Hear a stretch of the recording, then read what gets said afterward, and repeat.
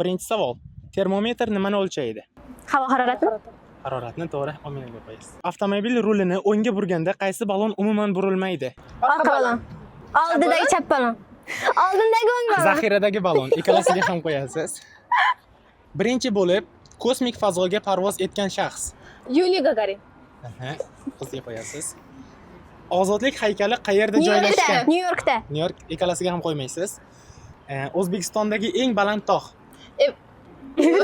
Antog'i.